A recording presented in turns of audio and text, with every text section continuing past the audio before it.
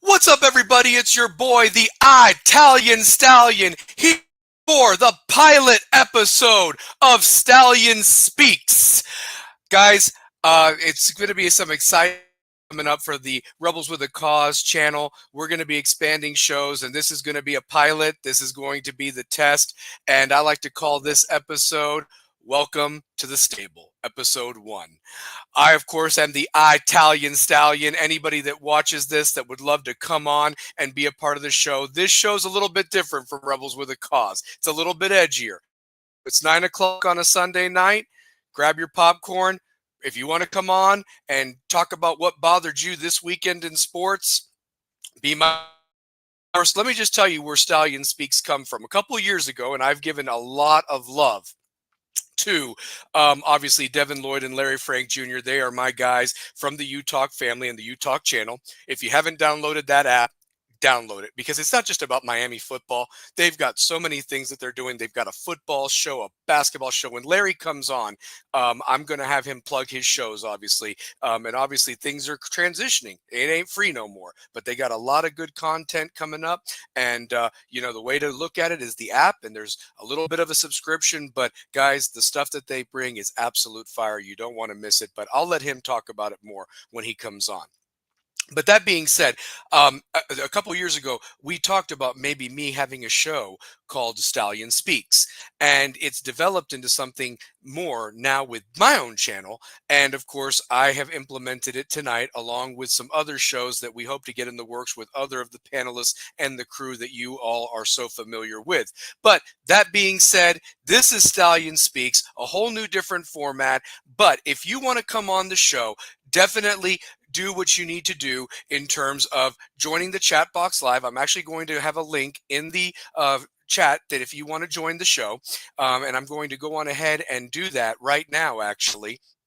So that way you can be a part of it as well. And don't be afraid to come on. And I'll give you a few minutes to talk about what you want to talk about, and we'll go from there. Honestly, that's what basically it will boil down to, and so forth. So, definitely click on that link, and we will definitely get you on here, because that's the most important thing. More than anything, what I also want to make sure is that you come on, enjoy. Let me know what you think, and be a part of this every Sunday night. We'll have a show talking about the things in sports throughout the week and so forth. But that being said, one of our hosts, okay, for tonight. He can't be on all the time, but because he was the one that gave me the idea, I want to make sure that we get him on. And I know he's got a lot to talk about. Lots happened this weekend in football, and who better to bring it than my favorite Cajun, my brother from Louisiana, the great Larry Frank Jr. What's up, baby? How you doing? Hey, brother, what's happening? I am honored. Put it to you like this. I'm going to say this. Even though this is brand new for everybody, this isn't brand new for us. It certainly isn't brand new for me, because this goes back to the old Facebook days. And then, we were doing it, prior, when you was doing it in the morning. So, yeah, it's nice to kind of go back to the future, but to tweak it for the future. Absolutely. So, A lot more congratulations. professional. Thank you, brother. A lot more professional than how we met back in 2017. 17. And you want to know the sad thing, man? We've gotten older. Our brotherhood and friendship and bond has grown, but I feel like we're in the same place we have been as Miami Hurricane in 8 years. Nothing's damn changed. I mean, you have a couple of wins here and there, and you're still losing to trash or whatever like that, and teams that that you should be beating. I mean, I'm sorry. The amount of money that we're putting into this is absolutely absurd. I mean, look at this buffoon behind me. I mean, that right there. Hey, kids, anybody that watches this show, strive for this, because I'm going to tell you why.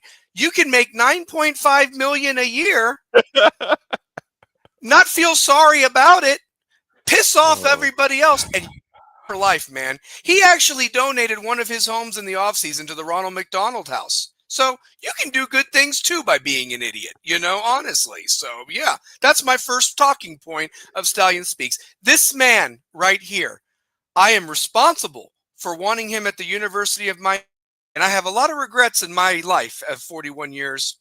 This is one of the top 5, I would say, right here. This man right here.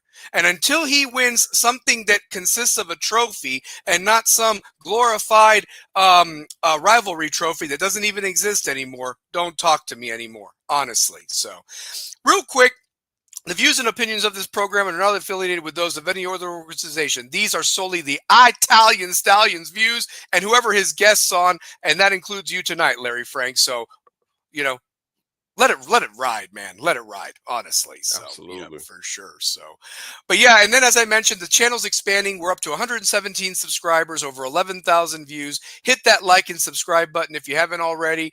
Definitely going to have some other things in the works too, and we hope that we get as much love and support. And like I said, maybe soon we might have our own app and so forth. After a while, you never know. But we just building it, and coming up on 2 years, and it's all about brotherhood and just being together, honestly. But thank you, everybody, for tuning in so far. But let's get to it, Larry. College football was going on. I'm going to put the Week 8 top 25 results there. I'm just going to throw this out there as our first talking point. Billy Boy Napier, no more, as the coach of the Florida Gators. Was it fair, or should more time have been given? Also, low-key, a Norvell was fired. Not that one, but based off of what happened late last night, it could have been justified, but they might have a bigger buyout and not the funds to do it. But that being said, who's next? I mean, there's been a coach almost every week, honestly, Larry. And I'm just saying, I mean, what are we really expecting out of these coaches? And the funny thing is, they should have fired him last year, and maybe last week would have been more justified with the A&M thing. But you won yesterday against Mississippi State. And as we have seen yesterday, or the weekend in general, just to get a win in conference, no matter where you play, was huge with all the upsets that happened. What do you think, Larry Frank? Oh man, look, and I see my buddy Brandon Brock, Mr. Brock, in the building from Utah. I see Chris Kane in the building from Utah. Man, I sent it out to try to get some people in here so we could really have a nice conversation. But I think it's long overdue. I think Sunbelt Billy, it ran its course. It ran its time. It should have been done last season, but for whatever reason, I guess because Florida had a strong push to end the season, I guess they thought that he could really do some special stuff. And I get it. I mean, Lagway had a lot of hype coming into the season. They had, a lot of returning players, but for whatever reason, the offensive game plan couldn't get going. And they had some injuries and all of that. Oh, what's up, LMV? And I guess, they didn't think about the fact that, hey, we got this tough schedule that we got to navigate, the toughest in all of college football. So I guess they wanted to go ahead and it seems like it's a setup. They set Billy up because they knew he wasn't going to make it to get halfway through the season, fire him. And all of a sudden now, and I'm worried as a Hurricanes fan, Lane is trending. That's all I'm seeing on social media. Yep. It's trending.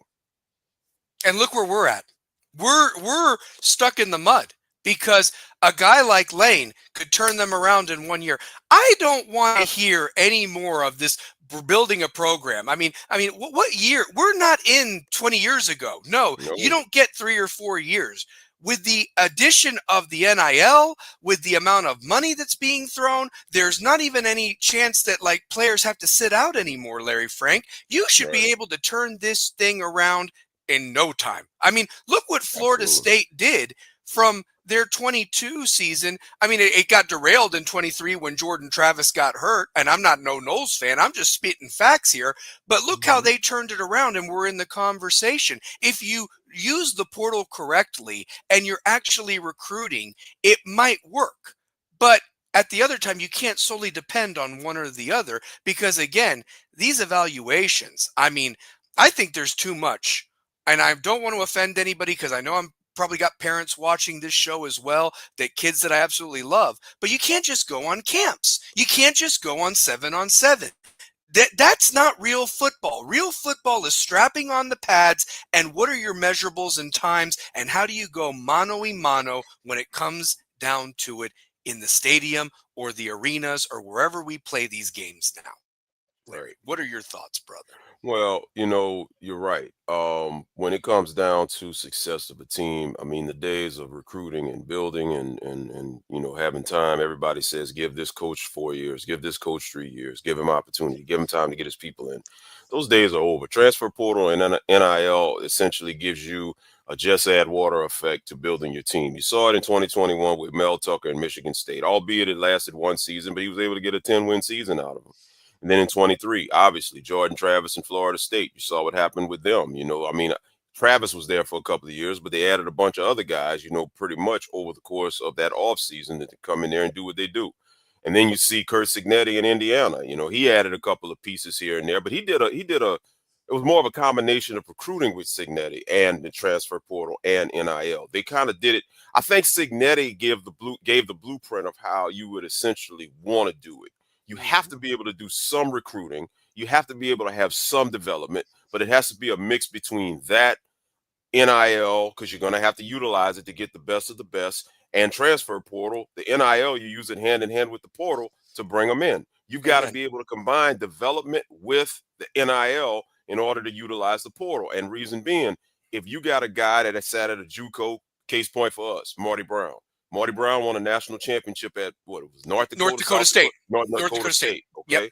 Well, guess what? The calling card for him was bring him to Miami. You can come here and shine at Miami in a very talented running back room. Obviously, there's some upsides. You didn't get recruited out of high school to the big colleges. You had to go the other route to go to where you had to go. So you know what? Come on over here now to the big boys. Let's bring you in, right? Mm-hmm. So you have to be able to have a happy balance between utilizing the portal as far as having development be something for some of the underdeveloped guys that didn't get looks, but at the same time, the NIL, you got to be able to utilize the money. You got to have the money and be able to say, look, you can go over there, but if you come over here, we can pay you this much. You Mm-hmm. see? So that's what you have to do. Essentially, they tried that with John Mateer at Oklahoma, but Mateer didn't jump on the money because Miami, I know, would have gave more money. Mateer Mm-hmm. wanted to go where he had an opportunity. I guess he felt a better shot to win. And whatever he had going on with Venables over there at Oklahoma, hey, looking like he made a pretty good choice. Yeah, yeah. Well, and then you touched on something that I'm glad you touched on that I think really kind of gets a little bit swept under the rug. The fact of the matter is, do you want somebody that is already adjusted to the speed of the college game as opposed to maybe a freshman that it might take a little bit longer? Maybe the light doesn't come on, but if they're willing to be committed to your program and they're happy and they want to stay and get developed and you've got the coaching staff to do that, then that's another factor as well. And I think that you're going to see that more in college basketball now, where Yeah, maybe you can take a transfer portal from a smaller school, but they've already won in the smaller ranks, like you said, and yeah, that could be big time in the March or now the December, which is a very crucial playoff time for college football. Another thing too, you mentioned Cincinnati, man. That's at a hmm basketball school. Remember that used to be the excuse for some schools? Oh, well, we yeah. only care about basketball. Bullshit. No I don't want to longer, hear that. no longer, no No. longer, No, you need no longer. football to feed like a high school. You need football. Remember, the tickets of the football brought to pay for those smaller sports. Not that they weren't bad. It's just that people wouldn't show up to see a kid do a chemistry experiment. They want to see people play football. And Yeah, I don't know who it was. I think it was Big O today. Just absolutely trashed the Dolphins. That's another story right there, and going to be my next point. That's just hmm horrendous today. But Big O said that it's almost like football's a drug for us. Yeah, we could say, oh, we're not going to buy tickets and go, but it's like we look forward to this every year, yeah, and with the amount of money that's put into it, the money that we spend on merch and our time and everything like that, I know that I have to ask my wife sometimes for permission, to go to the. I mean, it's just one of those things, and it's like I just don't know why we are so sucked into it. I love the sport. I love it to right. death, but again, I'm not going to support a trash product. I'm just not. So Yeah, yeah, you're not I mean, supposed to. exactly. Well, and that goes to our next talking point. I mean, look at this moron behind me. You want to know something? I'm actually missing something in the picture. I'm going to move out of the way completely. Okay, look at Yeah. the guy in the picture next to him. He may not be a great player, but do you think he's happy with this result? I mean, maybe No. he's not anything, but maybe he would have given you a little bit more out there than what the hell we got from everybody else that actually played at times. But then you Right. got this guy, and he's just like, oh shit. I mean, that's a black belt jiu-jitsu guy right there. So, I mean, I don't care if he can kick my ass. He can't beat anybody in the field where it counts that he's getting paid $9.5 million. I mean, simple as that.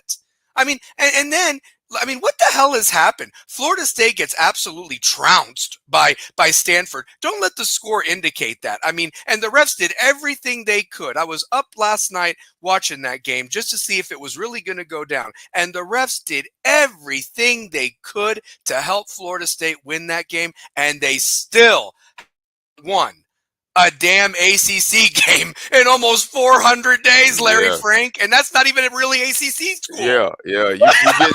You getting to the level of damn near, you know, the football version of the Tribal Chiefs' legendary reign. Like, you remember Roman Reigns held the title for like 1,300 days. This is the opposite of that. Hey, this is the island of irrelevancy or whatever like that. This is what that is. Right. Hey, Brandon, great point, by the way, and I'm glad you brought it up. I didn't have enough time to bring it up this morning on You Talk because we had so many people, a great hot show. And let me tell you something. If you want to just drink the Kool-Aid, go watch D-Money's show or one of that things that has the AD script. You want the truth, you watch You Talk and stuff like that because we don't mess around here, okay? And and you know what? We have a standard up here that the University of Miami should have if they're paying that much money, honestly. And we don't even get that money. Look, I gotta say this, man. As our family already knows, man, that's in here in the chat, and I've told you this as well. The stuff that we're trying to achieve, I have to dial it back. Devin, we have to dial it back. We cannot say what we really want to say. Yeah. But that's why I tell you guys, we can't say it, but y'all as callers and guests, y'all got free reign. And that's why I told y'all that, you know, last night and coming into the show this morning, let it fly. I told Rocky, all of y'all, whatever y'all feeling, let it fly. Say what you got to say. Trust me, I wanted to drop as many F-bombs as possible, but at the same time, I still wanted to be professional about it. Yes. But you know, Brandon, to answer your question, though, how much do you think assistant coaches matter in the success? It's huge. It's huge because let me just tell you this. Look what Ohio State did. Okay, they are coming off of a national championship. It was controversial that their defensive coordinator, who, let me just tell you this, their defense was the reason why they didn't go undefeated last year. Yes. And so when Penn State paid a bunch of money for that guy, they were like, don't let the door hit your ass on the way out. And what did they do? What did the brass do? He's a buffoon, but he's got some really good assistants, recruiters that masquerade a lot of the stuff. There's no difference between Ryan Day and this guy. They have actually spent their money wisely, and they spent it on coordinators, taking Chip Kelly from a head coaching job. I mean, we've been trying to get that Toledo coach for a couple of years now, and he won't make the jump because he doesn't want to take orders from somebody like this. That's the truth of it. And the assistants are huge, but they get Matt Patricia to shore up the defense, and they're looking solid. They've done 2 shutouts already this year, Larry Frank. It's the opposite, because if you look at what Ohio State did last year and what they're doing this year, it's pretty much the opposite of what Mario is doing and what he did last year and what he's doing this year. And I'll say this: last year, Ohio State had defensive issues, but you didn't know it because Chip Kelly and that offense was so good, it masked it and it covered for it, and they were able to win in spite of it. Now, flip it to Miami. Miami's offense last year, as we all know, was just legendary, historic, greatest offense, I think, in Hurricanes history. But the defense was so atrocious. And by Mario's admission on Josh Pate's show in the offseason, he knew it in the South Florida game. He never addressed it because, in his words, I didn't want to change anything. We had guys, you know, we wouldn't be able to get other guys up to speed. Dude, I'm sorry. And like I said, I'm not trying to bag on him. Like I say, I got to be careful. He said it, so it's documented. So I can say this much. That's right. If you know that there was a problem, then yes, you're supposed to address it. Now, let's come into this year. Chip Kelly moves on. But what happens? You get Matt Patricia. Ohio State's defense is doing the equivalent on that side of the ball that I think the offense did last year on their side of the ball. You saw Mhm. where Ohio State's offense had trouble scoring in a couple of games, got off to some slow starts in a couple of games, but they didn't miss a beat because the defense is holding it down. So Yep. now let's come on our side. What happens with us?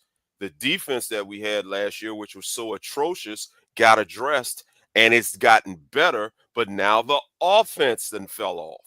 Yep. They can say what they want. And I ain't gonna lie, I drank some Kool-Aid. I thought the first couple of games, I tried to make an excuse for them. Hey, this score could have happened, but it didn't happen because of a penalty. It didn't happen over here because of a ref. It didn't happen over here because of a drop ball, blah, blah, blah. The fact and point is Friday night's game proved to everybody that this offense has taken a step back. Yep. And Friday night's offensive output rather proved to everybody what I said and what Devin said last year when we were talking about what happens when Cam Ward moves on. The Mhm. big question we had was, is Shannon Dawson really better, or did Cam Ward mask Shannon Dawson's inefficiencies? And I Mhm. think we got our answer Friday night, because Friday night I saw what we saw all in 2023: vanilla play calling, attempted repeated runs rather through the tackles, no sweeps, no jet sweeps rather, no stretch plays, no tosses, none of that stuff. And the thing about it is, you're taking away a tight end. You're taking away what was supposed to be your Swiss Army knife, as you called him, the Miami version of what it was, Taysom Hill, to make him an extra blocker. And then when you call his number in a crucial situation by him not getting the reps and probably not getting his number called, he makes a mistake. And then Carson Beck, you want to bag on him. Mhm. It's a train wreck. And I was It's a talking train with wreck. Derek Alford earlier. Derek Alford called me, and we were talking about it. Like I told Derek Alford, I said, now here's the thing that I don't like about how that press conference played out. By Carson Beck saying what he said about the route, the miscommunication, and the route, you know what that tells me? Don't be surprised if now this team starts to implode because you just threw him under the bus Yep. This is a instead of Georgia taking ownership. Larry points. I like, yeah, Cam made Dawson Ass look like a damn guru. He did. Preach, Chris Kane for life. Yep. Preach. And Yep. Ellen, preach. And here's the other thing, too, that I really want to say about this as well, to add on to what you just said. This is a Georgia Tech type level loss. You can't tell me any Yes. different. Be glad you're playing Stanford, because they'll win that game. It won't Yeah. look impressive.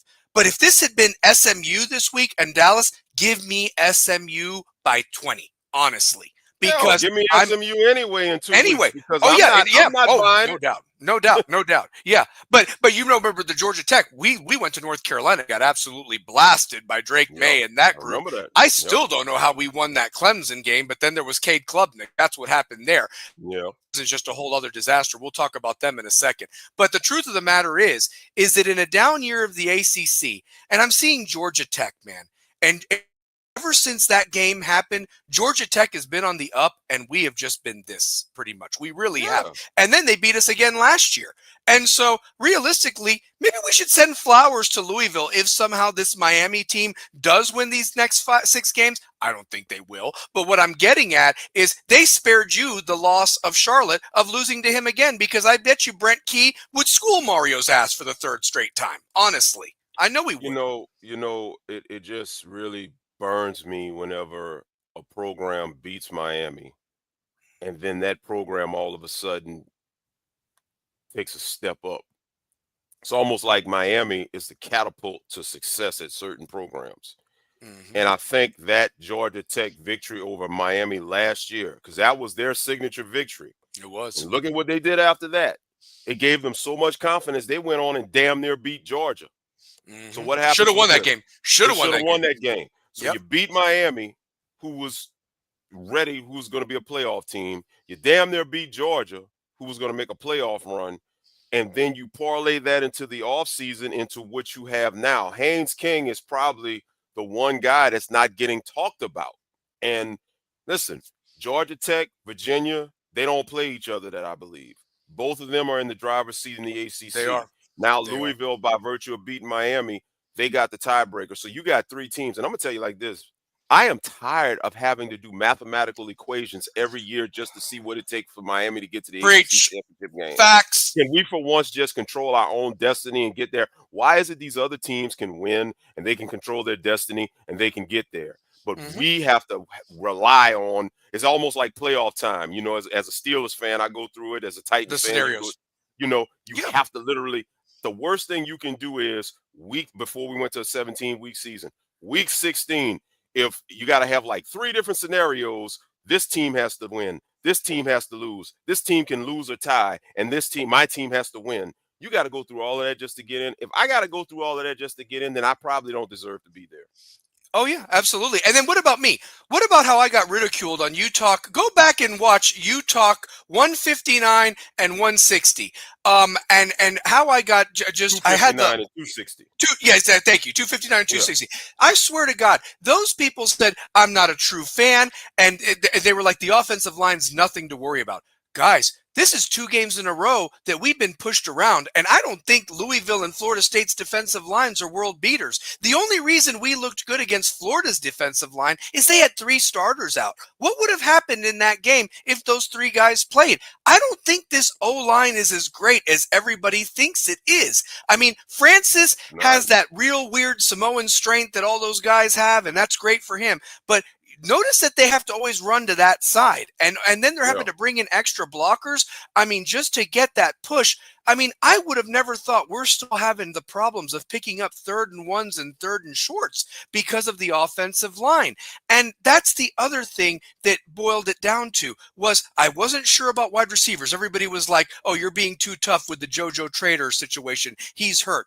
Guys, I don't think that guy's going to suit up for Miami. If I'm wrong, I will come on here and say it. I mean, but it's done. It's done at this point. Thank God Malachi Toney has stepped up as a freshman. We had heard good things, but how many times have we heard that song and dance? Oh, this freshman's going to be something. Why have we not seen more since the South Florida game where he showed out, baby? Where is more at?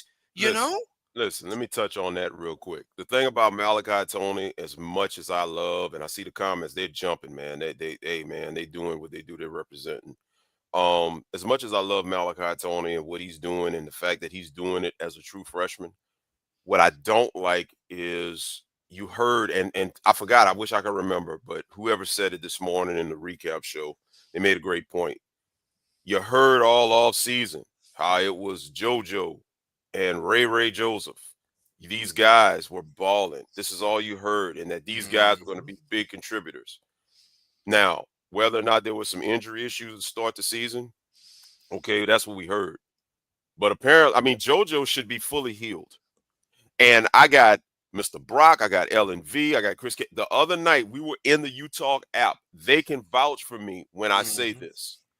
When CJ Daniels got hurt, at that time, I put in our group chat in there during the game, is it JoJo time? Because I expected at that point, JoJo should be coming in. Yeah. And just like I said this morning, I'm going to say it again. JoJo Trader was a consolation prize for us when we didn't get Jeremiah Smith because we were this close. It was a money issue. Jeremiah wanted to come to Miami. He wanted to stay at the crib, but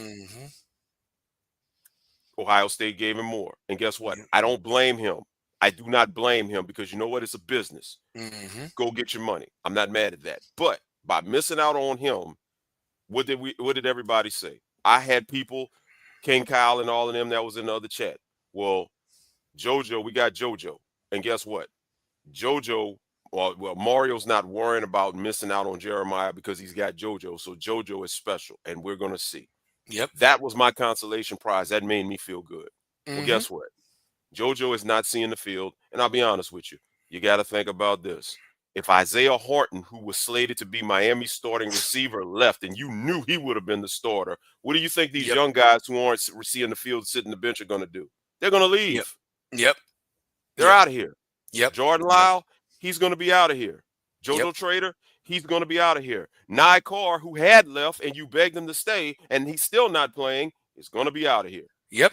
And all I heard about is that we stole one from Georgia, getting him. you know? And then Chance Robinson, what's going We'll on be with at that Georgia. guy? Who's evaluating these guys? I mean, honestly, and you almost lost Malachi Tony to Florida State. I mean, if we Yep. had lost Malachi Tony to Florida State, I would have gone nuts that I had to put up with that for 3 years, just like we did with Dalvin Cook. And as I Yeah. said this morning, I apologize to Joe Yearby because Joe Yearby wasn't Dalvin Cook, but he sure had more touchdowns than what JoJo Trader's going to have in the orange and green for Miami. That's And, facts right and, there. and James, I'm going to say this. I mean, I said it in the chat. I said it on the show this morning.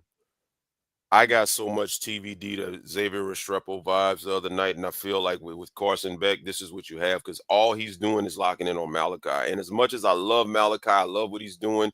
I love the spark that he provides, and I love the future that he has. Your slot receiver should not be your number one target. I'm gonna tell you No, something. I didn't like it when Braxton Berrios did it. I didn't like it when it was X, and I don't like it that it's Malachi. no. Your slot should be the X factor to really put you over the top, kind of Mhm. like a Danny Amendola did in New England, Correct. kind of like a Correct. Wes Welker did in New England. Mhm. Because you had Deion Branch, you had Randy Moss, you had all these other receivers in Mhm. New England, Edelman was in that spot too back in Julian the day. Edelman as well Yep. too. Mhm. So Yep.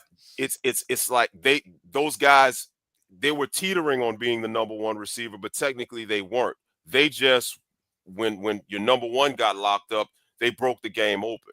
Now Mhm. imagine if you had I could take CJ Daniels being receiver number one if JoJo wasn't Oh yeah, ready. and he's I could done live with fine. that. We don't win the And Notre he's Dame game proven without that himself. guy. Yeah. But let's just say it like this. Let's say you have your three receiver set with your tight end as well.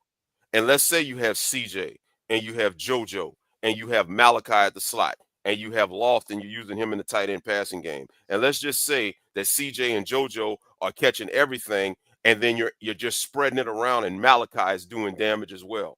This offense would average 40 with ease. But you know what Mhm. that boils down to? Play calling. Yep. Shannon Dawson. Why is he calling the plays that he's calling? Coaching philosophy. The man's behind you is the reason for all of this. And Mhm. everything a pass is given because of the recruiting. But my thing is, as I've always said, listen, the man can recruit. I'm not going to deny that. One of the Mhm. best in America. He can get the best of he can walk into a living room and literally Alabama has to be worried. Ohio Mhm. State has to be worried. All Mhm. these big schools have to be worried. But when he locks them in, that's where the problems come because the coaching is not working, the development is not working. You're putting Mhm. band-aids. And here's I'm gonna ask this question. I didn't ask it this morning, but I'm gonna put it out here for everybody in Do it. here. Do it.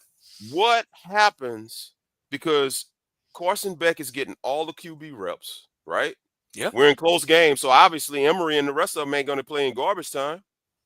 What's gonna happen when Carson Beck's eligibility is done going into next season? And that's why you and me are on the same page because that was going to be my next thing is like, if I mean at this point, if the season does go off the rails, do you just say, Beck, thanks for your services and start working Emory? Do you give Nickel a chance? Or are we going to put all our eggs in the Duran Coleman thing? Which wouldn't be good. But here's my question: I'm hearing a name, Larry, that's going to make you really roll your eyes. Okay. Lenore Sellers over at South Carolina. I've heard there's been some talk because Beamer's not going to be there and he's maybe not had the year he was supposed to have. And there's been talk that, well, and this was based on if Beck was going to have a great year. Well, I've seen Right. Cam Ward do it. I've seen Beck do it. Maybe being at Miami one year will help me elevate to the pros or whatever. Like I don't know this for sure, but yes, another portal quarterback, like Chris said. Here, I'm going to put it up right now. Honestly, yeah, Hmm. another portal quarterback, and that's the other thing too. We need to develop homegrown guys here at that position. That Yeah. is the position that you need to be a leader and somebody that can do it. I'm going to tell you this: that Diego Pavia at Vanderbilt, he may be 5'8" nothing, but I'm going to tell you this. Yeah. That guy has changed Vanderbilt. That coach over there in 3 years, who's a former Vanderbilt player, much like Mario, what Hmm. he has done with that program, guys. And I'm going to tell you this. They've got game day coming there this week. First time in a while since James Franklin, ironically, was at Vanderbilt and they Right. were playing. Right. And so they beat Missouri. I think they can beat Texas. I think they can beat the Vols. I mean, realistically, Vanderbilt's only loss right now could technically be Alabama, where Alabama. where they imploded. And so Yeah. it's okay to have that Diego Pavia that even had you in that situation. But the thing is they could get a playoff spot. That's the crazy thing about Vanderbilt right now. And They here's the could get a thing. playoff spot. I detailed it this morning. The SEC is clamoring, and that's why they were crying earlier this week about Indiana, Miami, and Ohio State not having any ranked opponents the rest of the way. Yep. They're planting the seeds right now to try to get multiple teams in. Mm-hmm. They can literally get minimum 4 teams, and I think they will get 4 teams. You're going to get the SEC champ, and you're going to get the SEC runner-up, Yep. because at least 4 SEC teams are going to win 10 games. At least 4 of them Mm-hmm. will.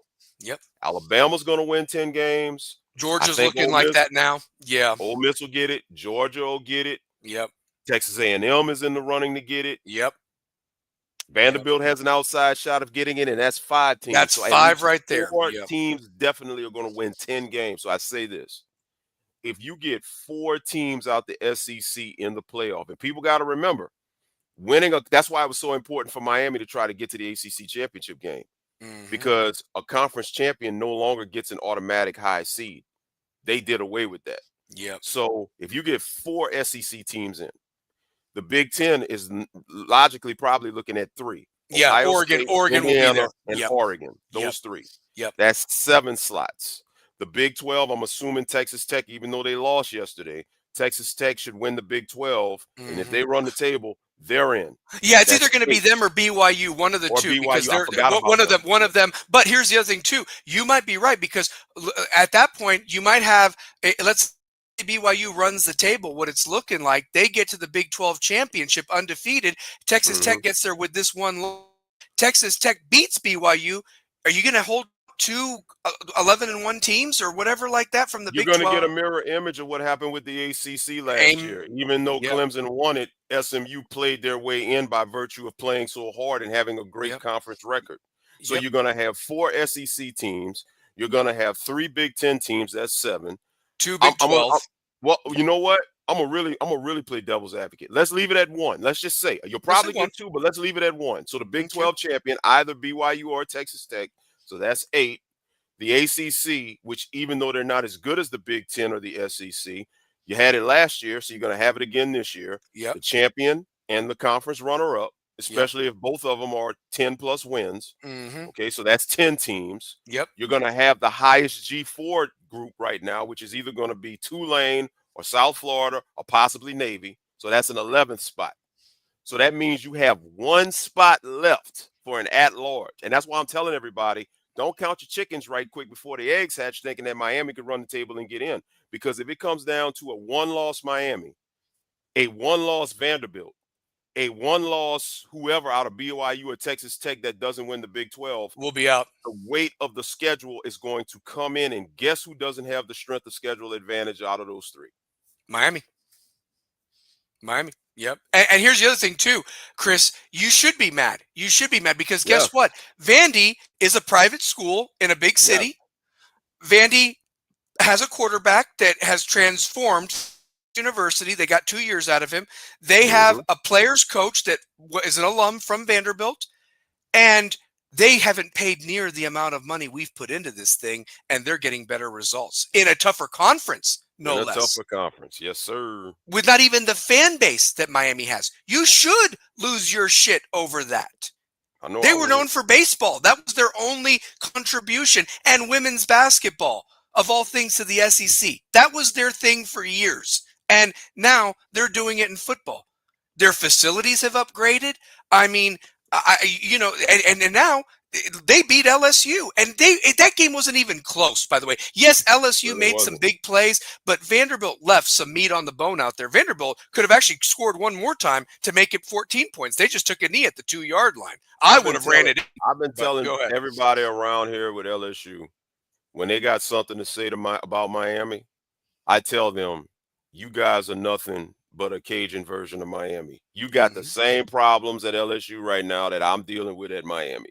You're dealing with a coach who has been in the game for a long time, albeit, Brian Kelly's been a head coach longer than Mario.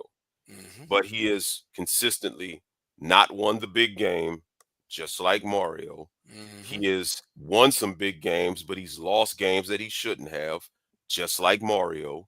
He has been pretty good at recruiting at Notre Dame and at LSU, just like Mario.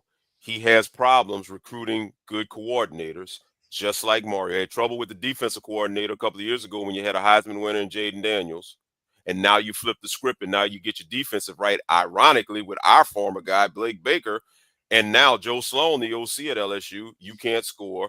Mm-hmm. I told him, I said, y'all can't talk about my team because damn, it's almost like that meme of Spider-Man pointing at each other. That's how Mm-hmm. I feel when I look at LSU in Miami.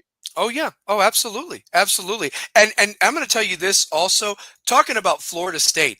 I mean, I still don't know how they beat Alabama. I mean, Alabama just, took care of Tennessee last night. There's really anybody left on Alabama's schedule because LSU, they're going to trash. Auburn, I mean, I feel bad for them because Auburn's probably one of the best 0-4 SEC teams. They just find Yeah, new ways to lose, man. I mean, yeah, they could easily, with some different controversial calls, should have beaten Oklahoma and Georgia last week. And yeah, now, yeah. they lose a heartbreaker to double overtime.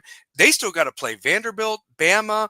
I mean, they've got some tough games. They lost a close one to Well, A&M, well, let but me say this. Let me it say this. Not to sucks, cut man. you off. Not to Yeah, no, cut you're you off. good. But real You're good. quick, you Yeah. you you asked you don't know how Florida State beat Alabama. I will answer that.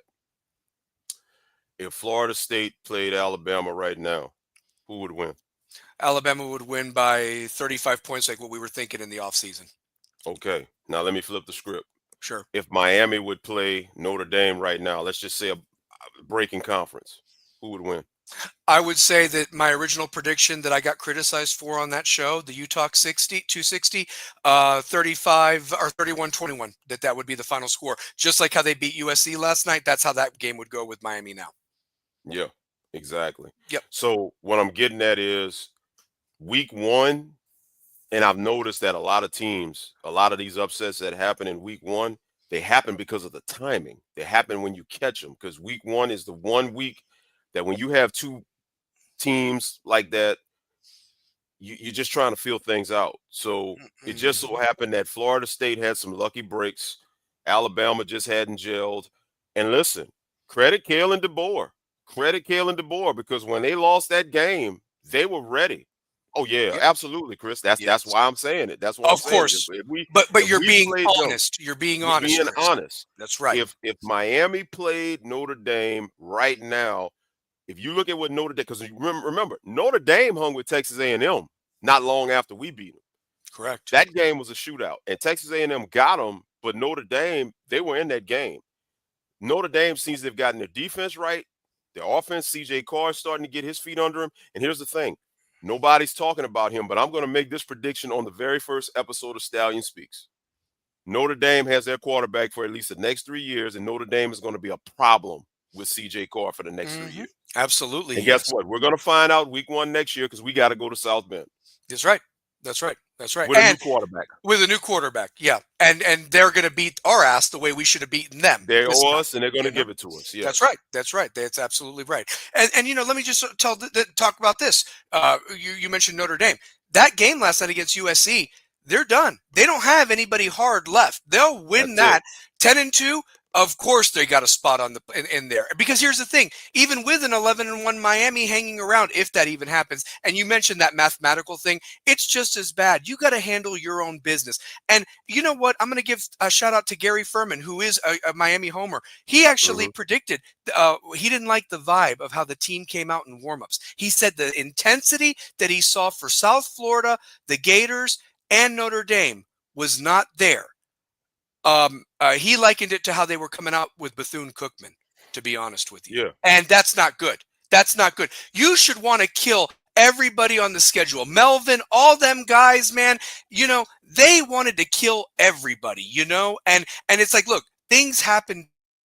And this was the first weather game that rain didn't Right. affect anything. So I Right. thought that we'd look even faster on the field and there would be more things going on there. And it didn't happen. And then I'm going to throw this out there, okay? Because I want to talk about this banner real quick, Mhm. Mhm. very quickly.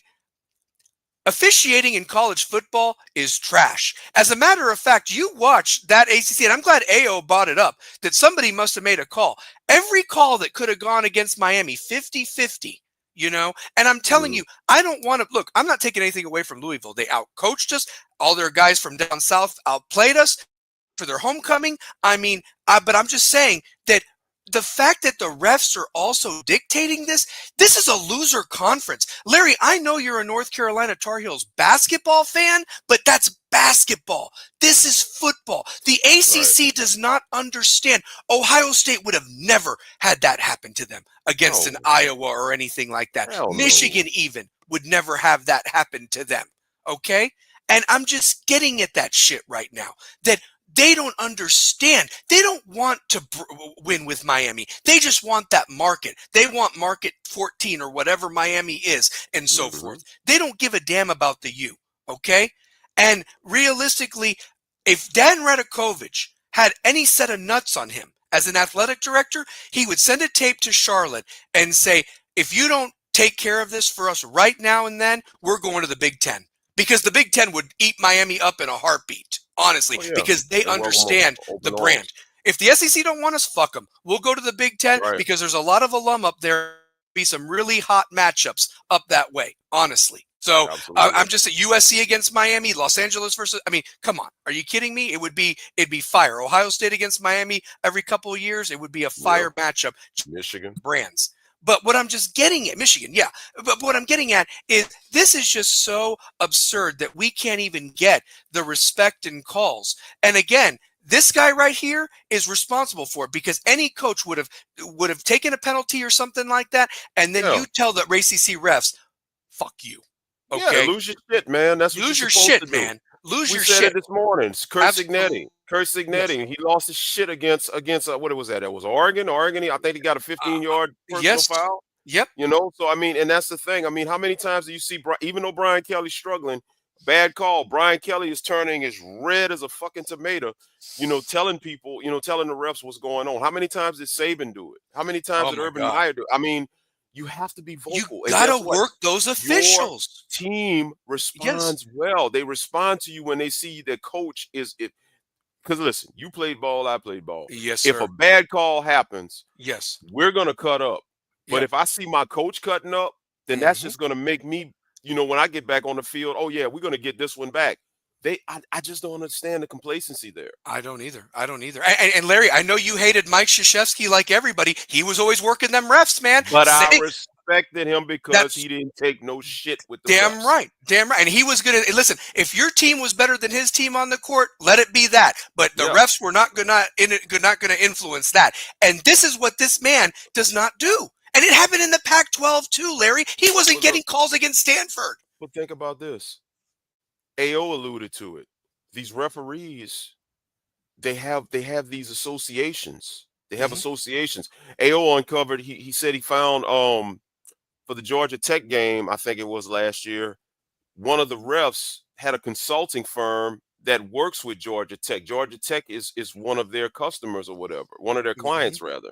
Yes. So it's not like in the NFL where you have doctors and lawyers and this and that. You literally have people that work regular jobs refereeing and officiating, and now they have these kinships and these business relationships in some cases with some of these schools. They're alumni in some cases with these schools. And let's be real. Let's be honest. The chat put it up this morning, and it's the truth. Some of these guys got these parlays and stuff like that. I hate to say it. Larry, the Vegas thing, you just hold on to that, man. Do not let that lie. Do not sweep that under the rug because it's telling. It's telling. Look at these NFL games. And listen, if you've seen the trash scores down there, I'm just also wanting to throw this out there because, of course, this is Stallion Speaks.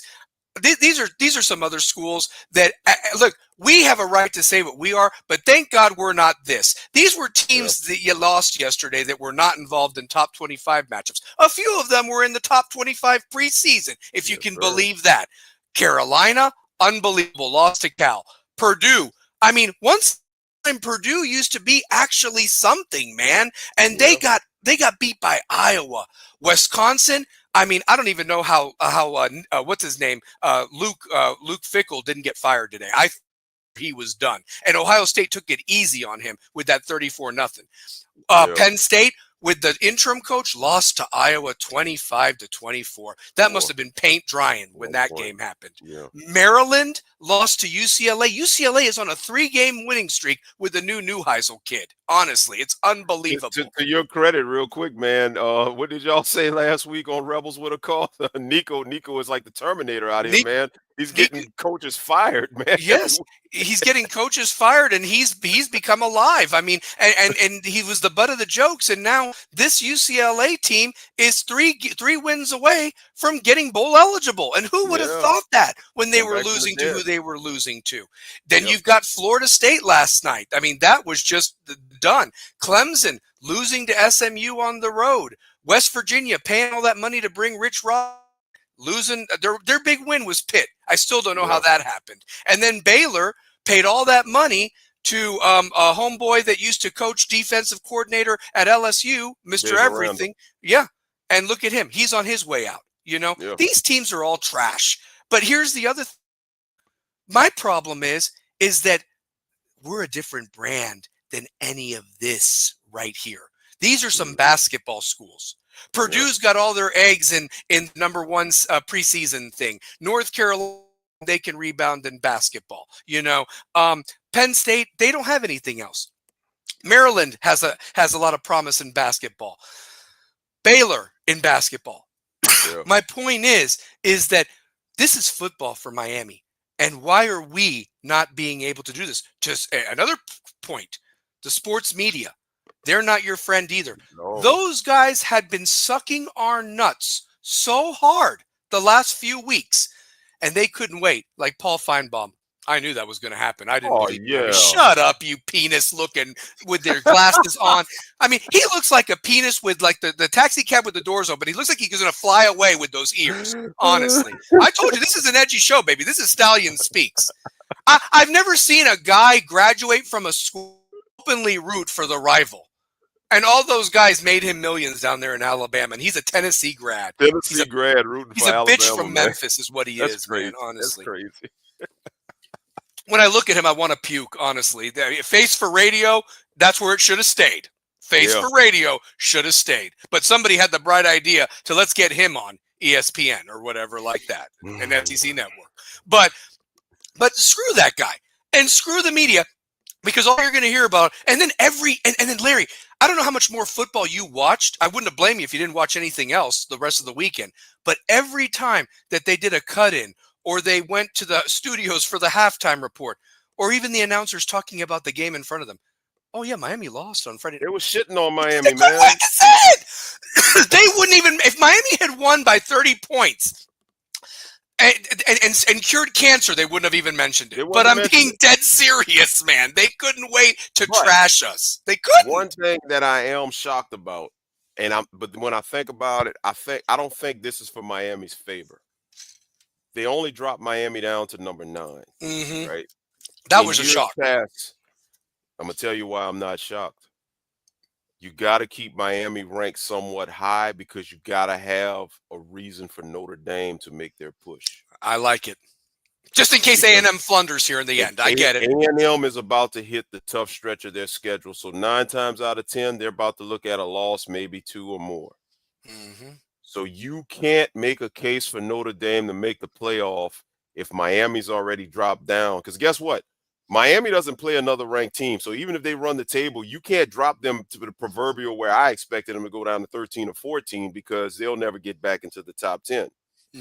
Yeah. And I've got the AP, I've got the top 25 on below for you, Larry. I wanted to do that to show you where everybody's at now. So, I mean, look at how this is. I mean, BYU probably won't lose a game. Notre Dame's not going to lose a game. Oklahoma, they got a pretty easy schedule. So if you drop Miami back behind them, they'll never leapfrog those other teams, and that's not going to help Notre Dame. So Miami has to stay high to inadvertently keep Notre Dame with a calling card to get into the playoff, because when they finish the season 10-2 and they get a bid, That is going to be one of the arguing points of the committee. Well, they have 2 losses, but look who they lost to. And if Miami is at least a top 10 team, should they finish undefeated, Mm-hmm. they can use that as their calling card. Because you Yeah. see, I don't think the committee, or the AP rather, was banking on Miami losing not now. I think they figured, okay, if Miami would have lost, that's why they kept Mm. putting Miami higher and higher and Yeah. higher. So that when that eventual loss comes, because you expected, listen, they started the season number 10, which we said on your show. We said on Rebels with a Cause for the season opener. Something Mm-hmm. didn't set well with me. That was a media game. That Mm-mm. was media hype. So Yeah. you were number 10 to start the season. Miami wasn't the 10th best team in the country, in my No. opinion, at the time. No. But you beat Notre Dame, and then you go up to number 5. Correct. And then you win, you beat Bethune, and then you beat Florida and South Florida and Florida State. And you just inch up to number 4, to number 3, to number 2, and you're staying there. They dropped them one week, and then when Oregon lost, they leapfrogged them back up to number 2. That's what the game plan was. So now, guess what? In any other year, Miami would have went from 2 to 14. Look at how Mm-hmm. they did Florida State when Florida State lost to Virginia. Oh yeah. Florida State went from 8, I believe, to 13. And then when they lost to Miami, they dropped them all the way out. Yep. They did. And Florida State isn't hated like Miami is. That's right. That's right. And Brandon, I like what you wrote there. Yeah, because Mario is too soft. It shows through the team. I don't mean it's not physical enough. I mean, there's not enough aggression and intensity. At all. Brandon, preach. I mean, they had 13 days to stew. And here's the other thing, too. The fans were more mad about giving up that huge lead in that fourth quarter. They had an opportunity to come out and say that was a fluke, that fourth quarter, and you were down 14-0. So it's almost like that fourth quarter of that Florida State game came over into the first quarter of your game against Louisville. And what did you do for 13 days? Mario Well, going on all these shows and giving, the back to work and pounding his, whatever that is, that's garbage. That's coach talk. I want results on the damn field. You need to rip that cage open and kill somebody. I'm gonna say something, and I saw it. I was watching Alex Dono. He had what's that guy's Michael Yo, Yeah. the comedian. And Michael Yo made a very good point that when you look at, they talk about Mario always came talking about rat poison. Michael Yo said that the players didn't eat the rat poison. The coaches did. Because Zachariah Poyser came out and he said that they didn't recognize what was happening with Louisville on those first couple of drives. Mm-hmm. The thing about it is the announcer even said it. Louisville, and that's why I say credit Jeff Brom. He did his job. He damn did. 3 quarterbacks on the field, which was just enough to make the Miami defense have to think and get them. That gave Louisville the edge to be able to execute their offense. Mm-hmm. And listen, everybody was shitting on Mesidor and Ruben Bain for not getting to the quarterback. How the hell are you going to get to the quarterback when he's getting rid of the ball in 1.5 seconds? That's right. That's Jeff Brom. That's just good coaching. That's You it. got to give it to him. But Zachariah Poyser said they hadn't seen nothing. And more importantly, Mark Fletcher said, we just didn't play hard. To me, you know what that tells me? When both 2 players are saying that, Yep. you took Louisville for granted. You did. And what was Louisville's players saying after the game? They didn't surprise us with anything. We knew they did everything we thought they were going to do. Preparation, out-coached, out ready to – I mean, and here's the thing. And all of that, Larry, with 4 turnovers. And 9 penalties. You still had a chance Yes. to win because of the talent disparity. That is what is crazy to me right now. And that confirms that the coaches dropped the ball. Correct. Because when you have 5 turnovers with the other interception that was, negated by the personal foul, 9 penalties, bad calls by the refs. You had all those negative factors, and with 40-some seconds left in the game, you had an opportunity to tie to go into overtime or put them out and close the game. That tells me what about your badass kicker? What about your badass kicker? Why didn't you give him a chance? At this point. I'm gonna say this. I'm gonna say this. Now, this much I will say: I'm not angry at them going for the win. Neither am I. Neither am I. Because I was saying it at home. I do not want to go into overtime with Louisville. With No. everything we dealt with, if we can get this win and get in the end zone, let's just get it and get out of here 6-0. So Mhm. I'm not mad at that. Too many times we've ridiculed Mario for playing safe and playing, we've always said go for the Mhm. win. So I will give him credit there. He was going for the win. Now, here's my problem. Okay. Like I said earlier, Beck throwing Lofton under the bus. If Lofton was your hot read, and I know with a hot read, there's generally no second or third read. I said earlier, but I didn't, it had to get clarified to me. Mhm. He wasn't the first read, he was the hot read because there was a Mhm. blitz coming. Okay. Yep. So, but you're going to be told, the coach is going to tell you, because you can't take a sack because that knocks you out of field goal range. If the hot read isn't there, either throw it away Mhm. or dump it, check down to the running back. That's Ugh, all you had to Larry, do. you took the words right out of my mouth. But why don't we do that with aggressive defenses? I mean, you've got the personnel to do it. Yes.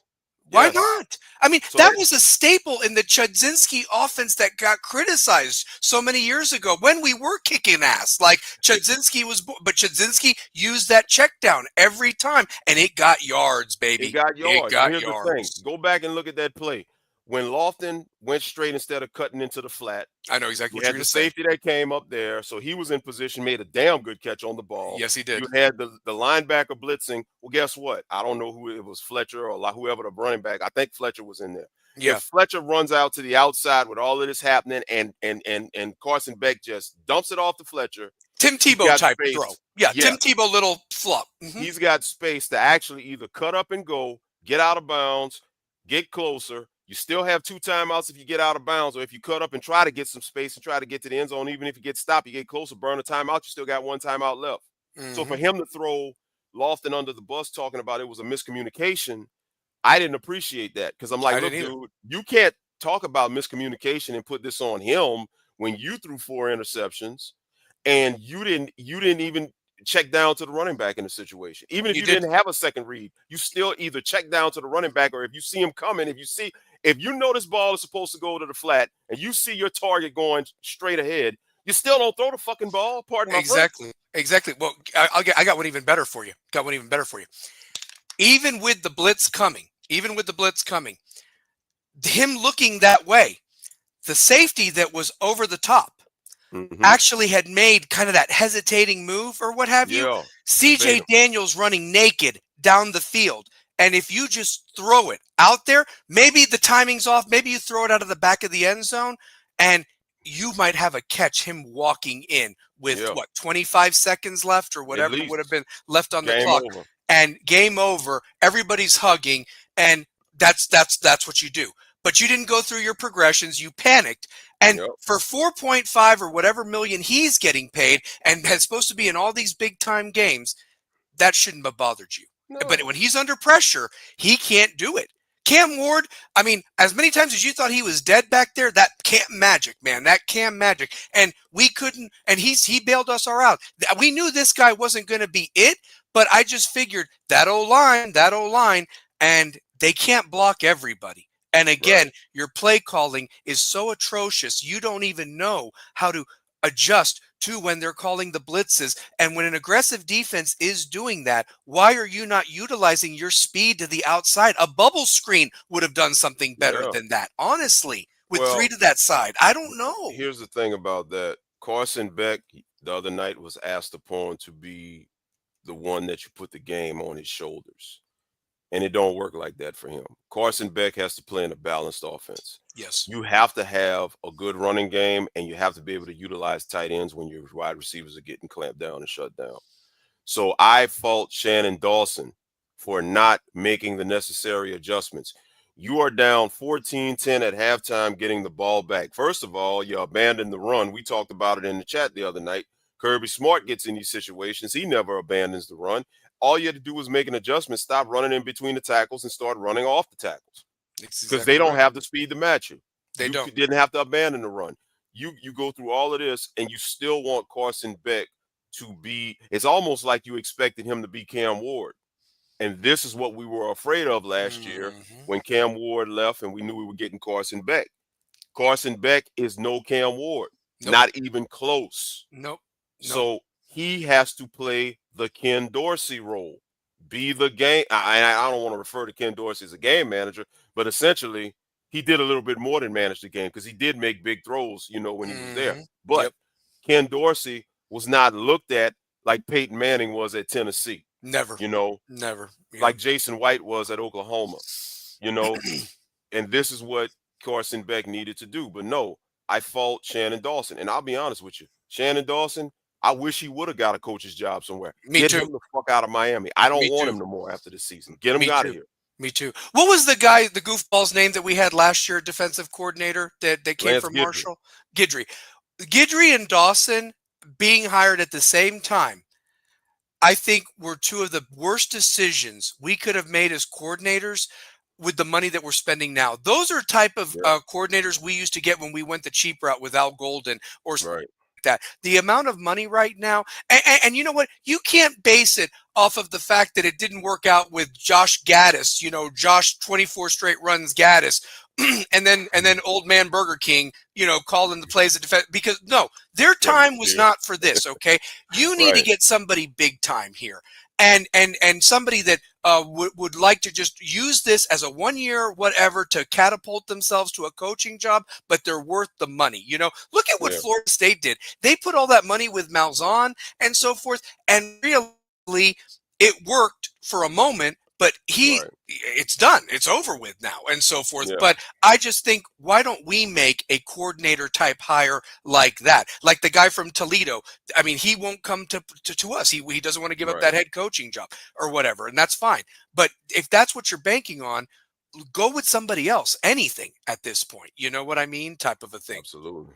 I Absolutely. know we don't have a lot of time, but I do want a couple things that I do want to talk about real quick, Yeah. Larry, just to make it laugh. And audience, great. I mean, if you want to come on, great. I love the chat box. I want to thank everybody: Ellen, Brock, Chris, Kane for life. Anybody that's been on and participated, I thank you. I hope you come back because I want to do this every week. And I love that we focused on this. But the other thing that I do want to talk about real quick is this today of the atrociousness of NFL Oh football that my I watched God. today.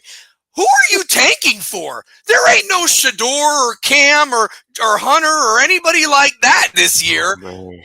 The current NFL draft order up to date. The Jets 0-7. The Dolphins are just even worse than anything. The Saints 1-6. The Titans, God love them. The only reason the Ravens are there is because they were off this week. The Yeah. Raiders got absolutely smoked. Sorry, Devin, by the Poor Chiefs. Devin. The looked great because of the Dolphins. The Cardinals blew a lead at the end there, and the Giants blew a lead to the Broncos with 31 seconds left. 33 points in the fourth quarter, right? Can you imagine? Yes. And yes. I sent you my parlay. You If I did. see Couldn't Jackson Dart, I'm putting my foot in his ass. Yep. So, yeah. I mean, honestly, someone owes Coach Hayes an eyebrow. I'm telling you. Oh, you'll get one here I'm telling you. So yeah. Chris, and you are welcome on this show anytime, buddy, because ball, you agreed with me. I actually owed you and Ellen an apology, as well as Katie Almond. I know she's not watching, but all you people were right. You guys were right. And I apologize. And I said that if I was wrong, that ACC, but I did it to myself again. I thought you got rid of the hard ones. And I was like, this is the year you're going to take care of the ACC. No, 20-something years, 22 years in this conference. We can't take care of the ACC. We can't. I don't want to be the one. I don't want to be a Debbie Downer. I'm just going to be honest. Yeah. Miami, until they get the right coach, and to me, the right coach is in Oxford. You know me. I wanted Lane from day one. Yeah. Yep. And I know what people were telling me. Well, Lane can't recruit like Mario. Well, you know what? He's doing pretty damn good in the SEC with Ole Miss. Now, granted, he may not be able to beat Georgia and Alabama all these years, but you know what? He still constantly wins 9 to 10 games a year, and he develops quarterbacks, and his offenses are usually good. Now, he's got, a little issue this year because, he's got a lot of young players and he lost a lot, but that happens in college football. I do not doubt that if Lane Kiffin would have gotten the Miami job, Miami would have won. Even if you don't recruit if you don't go to the quarterbacks rather out the portal, you would have developed quarterback play out this world. Miami's offense would have been just crazy We don't playing lose against to MTSU. I can guarantee you that you will much. not lose. You will not lose. He would have excused who needed to excuse, brought people in. He would have made things work. He probably would have made Tyler Van Dyke look like a world beater. Yes, Honestly, he probably would yes. have. So yeah, And his attitude, yes. because Lane, let's just call it what it is. The best coaches are assholes. Lane is an Hmm. asshole, and that's what you want. And that's just, but I'm just to get back what I was originally saying, forgive me, but Miami will never win an ACC championship. No, I'm no, I'm just and where was Lane Kiffin yesterday before Georgia? He found some yoga studio and these took a picture with these two hot babes, and he's in a swimsuit. What do you think was going on in that yoga massage studio right in the morning? I mean, that's Lane Kiffin, man. No excuses. And he told the state of Louisiana, you can call me daddy. you can That's what call he me daddy. said, Yeah, man. yeah. I mean, you know what? I mean, that guy in Miami, I'll tell you this, God rest his soul. I still will never forgive that Donna Shalala didn't want to give the pirate an interview because he showed up in shorts and flip flops or whatever to an Hmm. interview. That guy would have made us decent, honestly. And you could have gotten him for cheap back in the day, Yeah. honestly. So I mean, I don't know. It's just unbelievable. Hey, yeah, that's right. Hey, Ellen, we can all get our state champ shirts, because that's nothing. Why did we not come out with the same intensity against South Florida? South Florida is going to get a playoff spot. That's going to be the team that's going to get the playoff spot. They just got to take care of Memphis this week, and they will get the group of five with that record of 11 How and one. messed up would The it one be being that us. South Florida and Notre Dame both get playoff spots? Miami beat both of them, and we don't get one. You know what? It would just be like almost like last And year and again. and then real quick before we move on to the next Sure. point, Yep. I want to know what all of the ones that have criticized us and ridiculed us, for our thoughts and calling truth on this about Mario. What are Mhm. you going to say? Because what more excuse can you give? What more excuse can you give? Like, dude, it's been 4 years. You've had a generational quarterback in Cam Ward. You spent all this money, more money, because Cam Ward Mhm. only got like $1 million. You spent 4.5 on Carson. You Mhm. had an opportunity and you blew it. I mean, what more is it going to take? For You the know, life of me, I can't figure it out. I'll leave it. I'll leave this with you too, Larry, because I don't want you to do this to yourself. Because you know what I did? I made a Mm, decision Friday night. I said, "Why am I looking at everybody else's schedule? Why? mhm, Why? I've done this every time. Well, if Team A beats Team, no, no, no, no. right. You handle your business, and here's what's going to happen. At this point, we're going to be 11 and one. We'll probably end up in the Pop Tarts Bowl again, probably playing the loser of the Big 12, maybe Texas Tech or BYU, and Yeah, lose because everybody's going to opt out for the bowl game. that's right. That's the best case scenario. But realistically, as you mentioned, Larry, even if we go 11 and 1, I'll go on this show, I'll go on any show and say I was wrong. Good for them to rebound and win those 6 games. They're Mhm. supposed to. Okay. Yes, yes, But with what the throwing under the bus of Lofton, this guy quitting, this guy, you're about to see an implosion Georgia Tech level. And I yes. really do see a 3-3 finish. I mean, here's the thing. NC State, CJ Bailey is going to look like a Heisman Trophy winner when he comes down to Miami. Book it. Yeah, And yeah, that North Carolina coach owns Mario too, just like how the Georgia Tech coach does. yeah.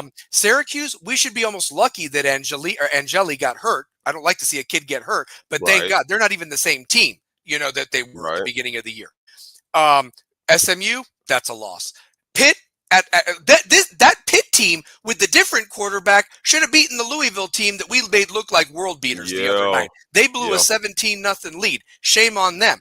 And But Narduzzi is another good offensive mind. yes, yes, and he knows how to play Miami. He's a pain in the ass, and Yes, and realistically, Virginia Tech. That Virginia Tech and Stanford right now should be wins because they're dead man walking. But at the same time, like somebody made a comment that Ellen made the comment. Stanford owns Mario, so what are we going to yeah, expect at 7 o'clock on Saturday night? And who's going yeah, to show up for that shit? It is a damn shame, Chris. It is a yeah. damn shame. And again, we're the ones that always get criticized that we're Canes haters. No, no, no, no, no. What we are truth tellers. We're not that shit. Let me just tell you this. if you guys, if you don't even waste your time, I'm going to give you the Reader's Digest real quick cliff notes. Mm-hmm. D Money and Peter Ariz were like, "Oh, we're here at such and such having burgers. I mean, this is going to be a great night for Miami. We're going to finally show, what we do to ACC teams and treat them like trash and blah blah blah." And then D Money and Peter, either that night or Saturday morning, we're talking about drinking the bleach. We got fooled, blah, blah, blah. Yes, you did get fooled. And shame on you guys, because you're part of the problem too. You're excusing this bullshit. You are. Yeah. Okay. And you keep rawing everybody. And I know it's about getting hits. I get it. But give me you talk. And how many subscribers you guys got now on your channel? How many, 20, Larry? 22.9, right at 23. Okay. And here's the point of that. Because those 22.9, for the most part, understand what the standard is at the University of Miami. I don't live in the past. I get criticized for that. But if you don't recognize the past and the history, you're doomed to repeat it. And we're doing it right now, guys. We are doing it right now. I said I would let Mario punch me in the face, and any fan, if it means we're 15 or 16-0, whatever the hell it would be, and we're standing there in Miami. We could have had 3 home games, guys, technically. If we had just taken care of business, you'd have a bye week. You'd host the next round. Then you would host the semifinals, or the quarterfinals rather, and then the national championship. Yeah. I mean, it's unbelievable that we just that was a horrendous loss to a team that shouldn't have even been within the 14 points. Yes, it was a 13.5-point spread. You should have won by 14, hands down, even if they score a cheap touchdown late. But again. Yeah.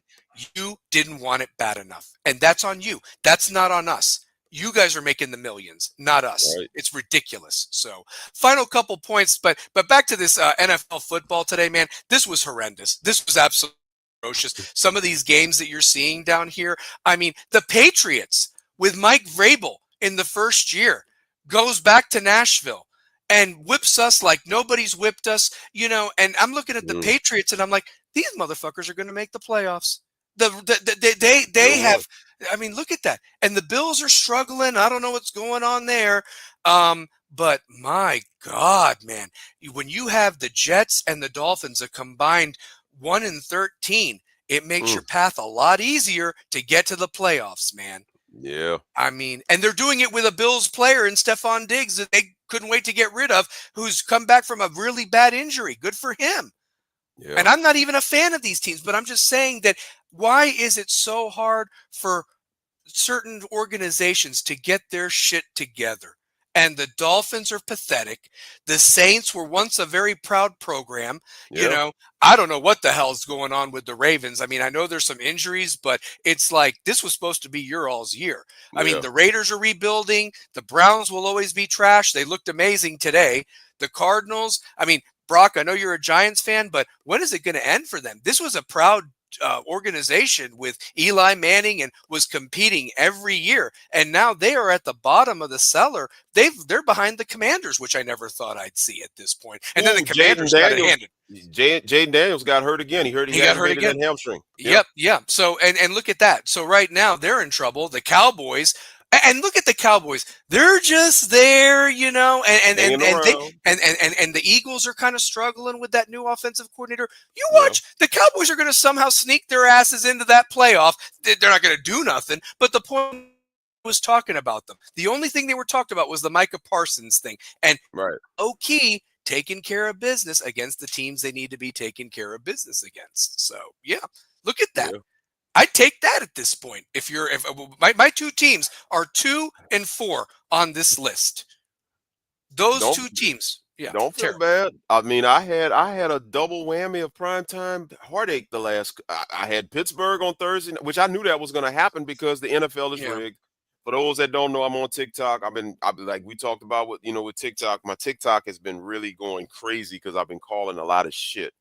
And I've been detailing how the NFL is rigged because these primetime matchups, for whatever reason, the underdogs are covering or winning straight up. And a week ago, when I saw that Pittsburgh was hosting Cincinnati, I knew and Pittsburgh was like a 6.5-point favorite.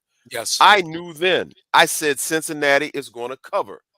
And shit, I wasn't even surprised. They won. Joe Flacco looked like Joe Montana. I couldn't believe it, Larry. I was really sad for you because I had the Steelers in that. I had the Steelers winning Yeah. that game, and I for sure thought that like it would be a rout because and Flacco just finds his way to break the Steelers' hearts once And the again. way the It's like, game started, I mean, the game started, we took a 10-0 lead, and I'm like, yep. okay, well, maybe I'm wrong. Maybe I'm wrong. And Hmm. then all of a sudden, Joe Flacco and then Jamar Chase, sets a franchise record for receptions. And it's crazy. It's just crazy, buddy. It really is. It And then really the next is. night to have Miami. So, like, dude, yesterday morning when I got up, usually I'm so happy on the weekends, every weekend, every Saturday morning. Dude, I was defeated when I got up. I said, you know what? Screw football. Fuck it. Oh yeah, oh yeah, yeah. No, I don't blame you. I don't blame you. I mean, yeah, and that's the thing. I mean, honestly, the only thing that was great this weekend was my high school football team. Shout out to my West Rebels. They Yep. took care of business, 59-14 on Friday night, and I think that lessened the sting of what happened with Miami.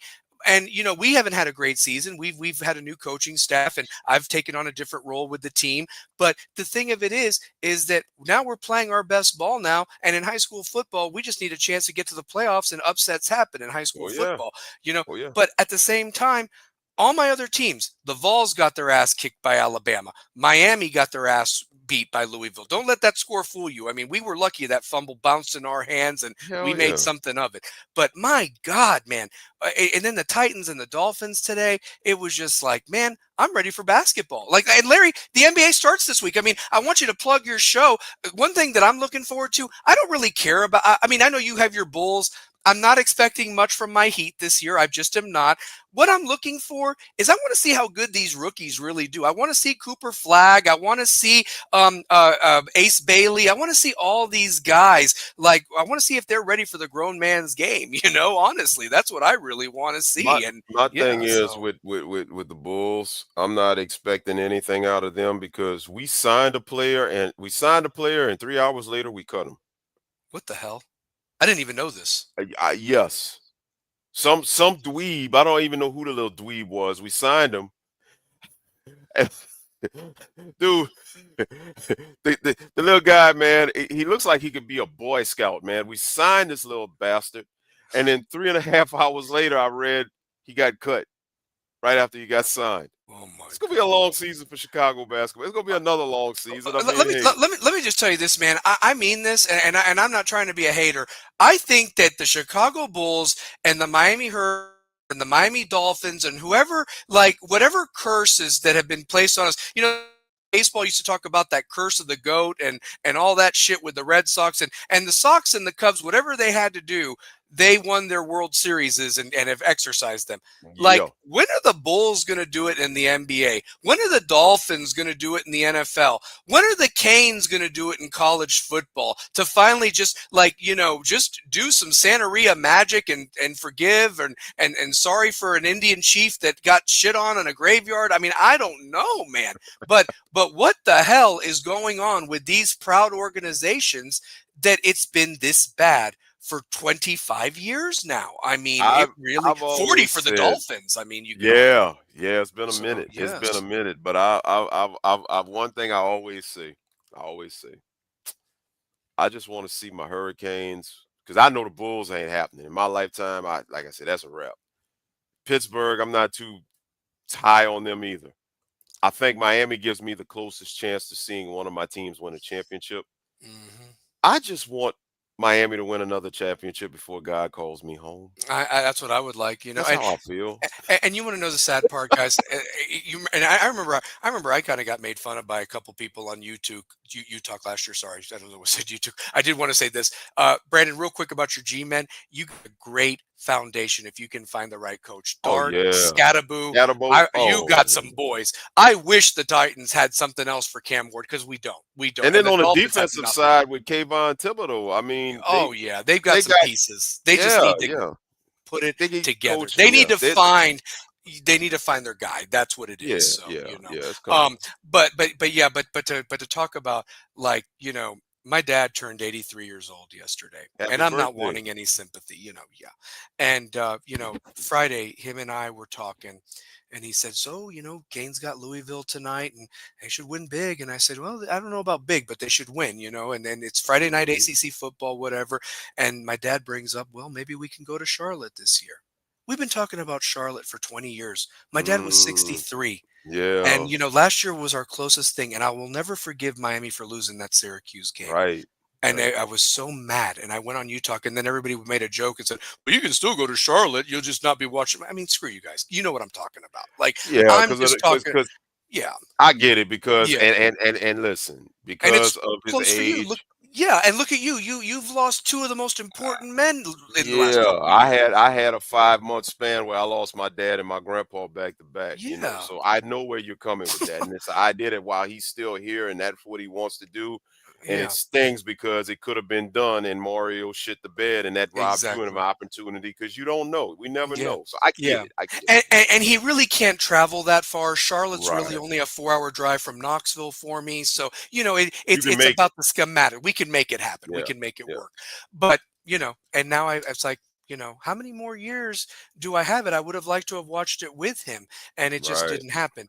And so, but I say that yeah, Miami is a contender in that, but it's almost like I'm looking almost forward to like college basketball and stuff, because if we lose one more, what do I care realistically? I mean, I'll watch because there's nothing else on and we wait so long for it, but that doesn't make me a bad fan. That makes me a realistic A fan, I realistic believe. fan. So Yeah. yes, for Yeah. sure. So Facts.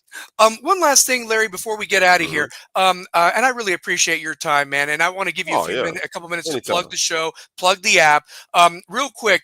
I just want this out there. I'm putting down there the college basketball preseason poll because my head's already there, by the way. You know what I'm really sad that I don't see this year? I'm surprised nobody put the Kansas Jayhawks #1 again, because that worked out so well last year. I mean, they're somewhere in there. I think they put them. Oh, there they are, number 19. There they are, those sweethearts. I wonder what Auburn would have been if Bruce Pearl was still their coach. I bet they put 20 there just because of the talent. You can't tell me they wouldn't have been 7 or 8 if Bruce was there and not the son or what have Right. you. And Carolina's in the 25. There you go. That's a start. They'll So fall I mean out. that's all. Well, yeah. I mean that Purdue. I didn't even know they had anything coming back or whatever. Florida's they're the defending champs. Houston's well coached. Then there's Mhm. crybaby Danny Hurley. That if that team does it this year, let me tell you something, Larry. I hate Connecticut so bad. Oh my God, dude, that team and him crying. And this is a guy that's won 2 national championships. I mean, and they should have beaten Florida. They were the ones that lost that game, And Right. Texas Tech is another team that could have beaten Florida. I mean, you guys had them on the ropes, and they were the darlings of March, and nobody can take that away from them. But I just wanted to just make mention of, I can't wait to see how screwed up this preseason poll is when these teams start to lose, and just like the college football, I think there's more chaos here that's about Oh to yeah. happen. So yeah, Oh for sure. yeah. Oh St. yeah. John's. I mean, they lost their best player. Why are they there? I mean, Patino, is that what that is? Michigan lost that big Brand ass white recognition. boy to the NBA. BYU's got that one freshman they're paying a bunch of money to. Kentucky, what? I mean, Louisville might be good. They're actually well coached. Yeah. But Arkansas with Calipari, Alabama lost everybody. I mean, I'm just looking at it like Gonzaga's there. They threw Izzo a bone and put him at 22 so they could be ranked for that classic against, I guess they play Kentucky this year because Right. Kansas is playing Duke. I mean, whatever. So anyway, real quick, guys, thank you for joining Stallion Speaks. I'm going to get Larry here. But before we do, I like this segment, Idiot of the Week. I have one that's maybe even for the year, but Larry, I want you to go first because you have a perfect one and it happened on game day. Go for it, my brother. Yeah, so this segment I love you starting this segment because we get to highlight who is the idiot of the week. So my idiot of the week, James Franklin. I like you. I like, I thought you got a raw deal at Penn State because I thought you did get fired a little too soon, especially after you made a national semifinal run last year. And you're dealing with some issues, but for you to go on game day and clamor and say, well, you know what? This is a big old concession speech. They gave up on us, and I'm paraphrasing. They gave up on us too soon, and we didn't get a chance to win a national championship, but we're going to go win a national championship somewhere else. We're going to do this, and I'm thinking to myself, bro, why would you say that? And Nick Saban, why are you stroking his ego, man? Nick Saban really got me. I love Nick Saban on game day now because Nick Mm, Saban Nick Saban is really an asshole, but you can love him now. I love Nick Saban on game day because he's like, I know you're not going to say it, but I'm going to say it. You were treated unfair. And I'm thinking to myself, why are you stroking this man ego? But yes, Mm. James Franklin, you're not winning a national championship anywhere you go. Even if you play NCAA 26 on Xbox or PlayStation 5, you are my idiot of the week. Enjoy the 59 million. Because you Yes. have it, and I think he makes 25 seconds a second through 2031. By the way, I have the schematics of it, Right. but um, you know what? When you were talking about that, all I could think of is if Saban was coaching, Saban would make him an offensive analyst over at Alabama. Absolutely. At Alabama, he's like, "Hey, come on down, James. I mean, I've done that for Butch But and Lane and everybody. Sark, real quick, I yeah." want to talk about that real quick, how that works, because down here locally, they were talking about that situation. And Deuce McAllister, former running back for the Saints, he's on local radio. He was breaking down how that goes because he's got some agents and friends in the business. So when you get that big buyout that they pay you, obviously you can't go coach another school because you can't, the terms of the buyout, you can't go somewhere else where they're going to pay you more money. You essentially have to wait until that buyout money Hmm. goes down and down and down and down. So what you do is you can go into sports radio, you can go into broadcasting, you do it for free. But the thing about it is they'll give you perks. He was saying they'll give you like, gift cards to whatever steakhouse and cover your flights and all of that. They just can't compensate you with money. And then when that buyout money starts getting lesser, now you can get back into the college game. So you can go be an offensive or defensive, whatever analyst somewhere, Hmm. but you do that for free. So you can go to a college team and be an analyst. And then say like in year 3, you can go to the NFL and now you can get minimum salary to be an analyst on a staff somewhere there. And you just, the money that you start making as your buyout money goes down, the money you can get compensated because it can't pass what you're getting in the buyout. And then eventually, after you get where your buyout is completely bought out, now you set yourself up to go get another job. So that's what I think is going to happen with James Franklin. You won't see him on any sidelines for at least the next 3, possibly 4 years. Unless our Florida Gator friends will They pass got up to, Lane and hire James. yeah, I think he'd they do would good have. at Florida. Jay, hire James I'd take him. Franklin. I'd take him because they would Yeah, have to pay that buyout. They would have to yeah, basically pay all of that buyout in yeah. order to bring him in. So, Absolutely, yeah, yeah. absolutely. Well, my idiot of the week, and maybe even the year, I was reading this story in the New York Post, and I couldn't believe that this was actually real, but it was. A man actually left his wife uh, uh, for a he was not happy in his marriage, and he was partaking in a gentleman's club, and one of their fine entertainers there must have told him what he needed to hear, and he upped and decided that he needed to leave his wife and be with this lovely young lady who has no interest in him whatsoever, and managed to tell his 2 kids in the process, yeah, I'm not going to be with your mom anymore. I found somebody that is going to be a good woman to me and hopefully a good stepmom to you guys and blah, blah, blah.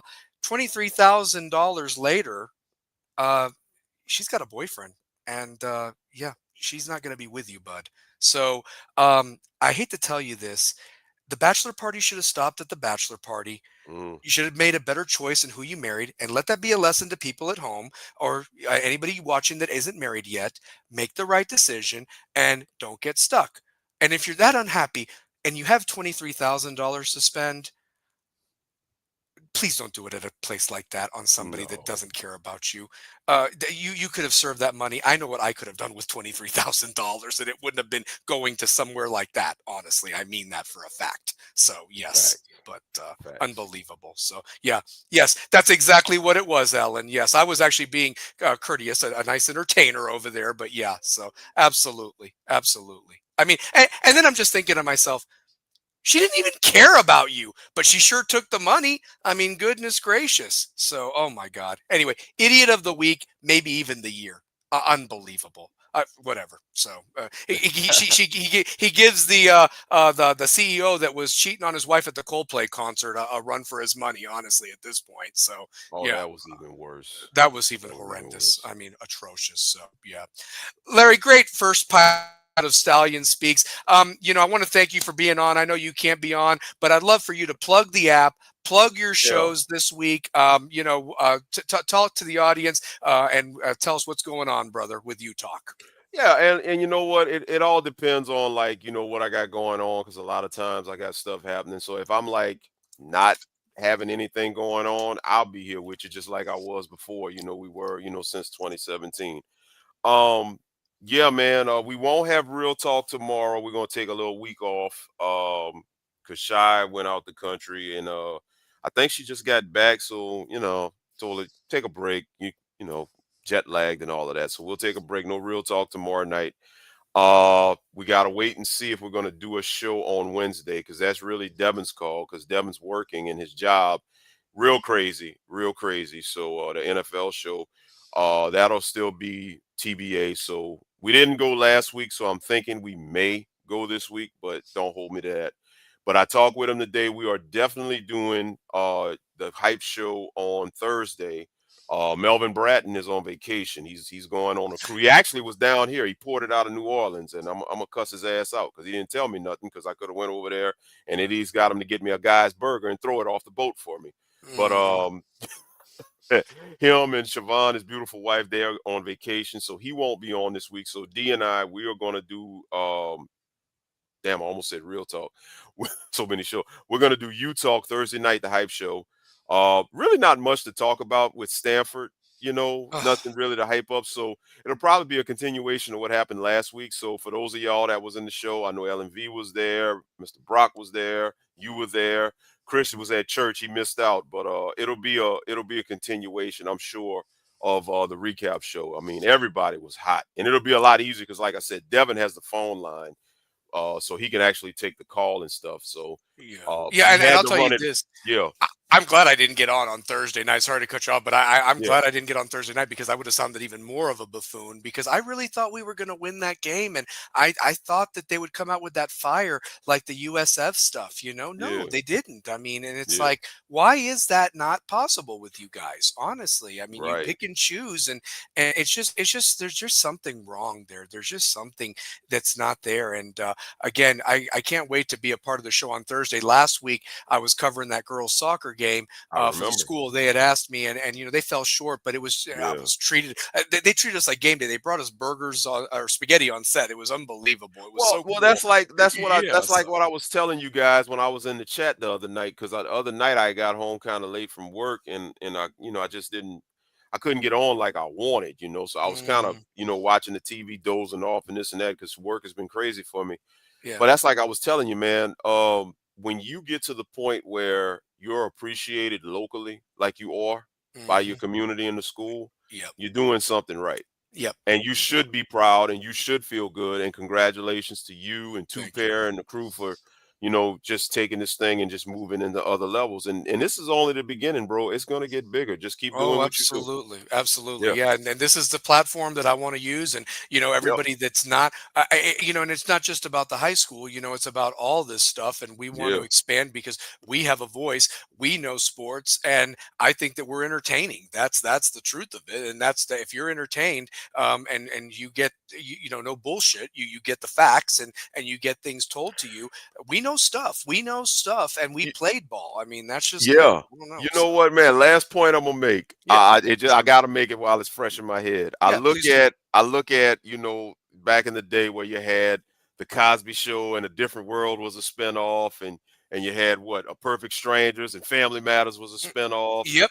And you had, I think, The Facts of Life was a spinoff of Different Strokes or vice versa. I don't Mhm. know, but it's almost like Rebels with a Cause is a spinoff of You Talk. So It hey is. man, It run with really it. is. Run with it. It is. Yeah. I mean, if you want to laugh even further, Jefferson's was a spinoff of All in the Family, I of all forgot. things. Yeah, Two yep. completely different things in an era that really pushed an envelope, but there was a lot of honesty back dead. Yes. That's the thing, and that's what Yes. was missing.